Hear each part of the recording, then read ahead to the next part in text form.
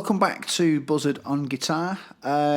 Today we're looking at a jazz standard, a very famous jazz standard in Autumn Leaves. The idea of the lesson is that we're playing a lot of kind of triad-based chords, but not just kind of playing them in any old kind of position.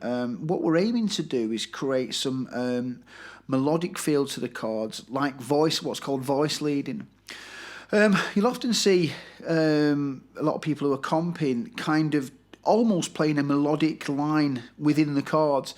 And that's what we're kind of doing here today. This is my own arrangement of the song and using these kind of chords. Obviously, I'm following the score, to the T as it is, but I've kind of written the chords to follow this style of comping where we're voice leading.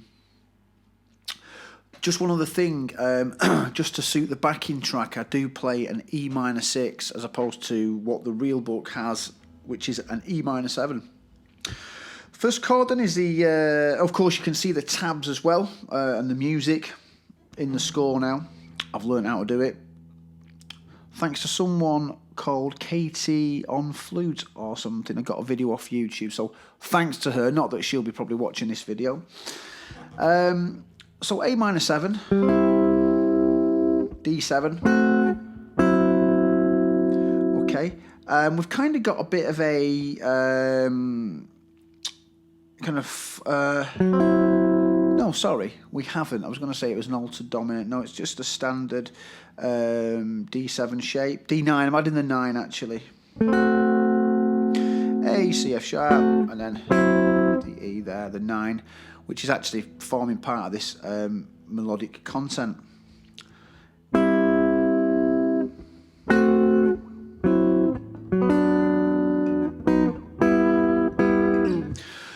So you can follow the tab and work that out as you can see it in the video, but just to explain, if you listen to the melodic line that's contained in there,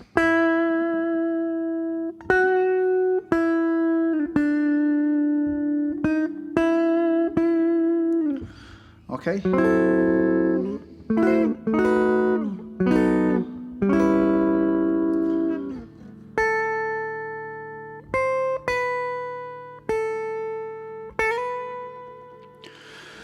so yeah, that's the kind of the second half of that section A, if you like, and so you can hear how it has melody as well as just kind of playing the chords as well. I've kept to a very simple and straightforward kind of rhythm here as well, so some of the chords are lasting over the bar, but you can throw in your own your own rhythms as that goes. Again, I think part of it is listening to the track and kind of being tasteful with it. So have fun with that first section.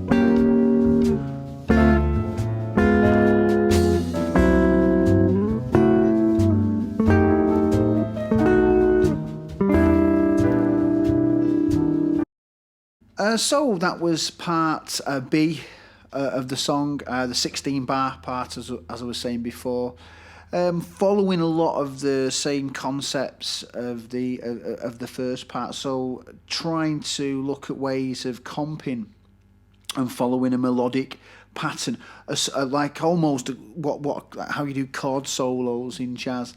So yeah, that's got some nice movements in it, and there's a couple of little variations, that I threw in from the first part. So instead of just letting the E minor 6 ring, I just create a moving line there.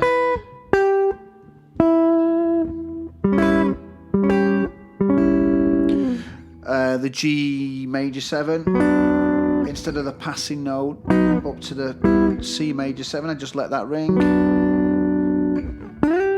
and then played the G at the top here of that minor 7. Again, as well, when you study harmony and chords, you can see that that could also be, you know, a rootless E minor 7 chord.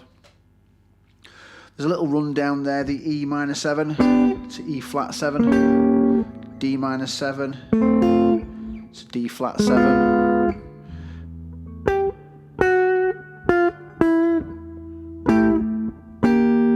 Sorry, the movement there would be over them chords. And I've took on the minor 7 flat 5 chords, you know, I've kind of created the melody on the second string into the B7, etc. That backing track, by the way, is on YouTube that I've used. It's a really nice standard to sort of cut your teeth in, I think, Autumn Leaves. That you know, there's, like I said, there's only the 2 sections to the song effectively, and by all means you can use that arrangement there to get into there. You know, you could play it in a host of different ways, but I tend to look at a lot of my comping in that way when I'm playing or practicing a little bit of jazz stuff. I tend to look for the triads, and that's one of my favourite ways. I play in drop 2 voicings like that. It's one of my favourite ways to comp, because often you'll have a bass player, you know, in the setup, in the ensemble generally, so you don't really have to cover, to a degree, all the bass notes. So hope you have fun with that. I'll see you soon for another lesson. Cheers, bye.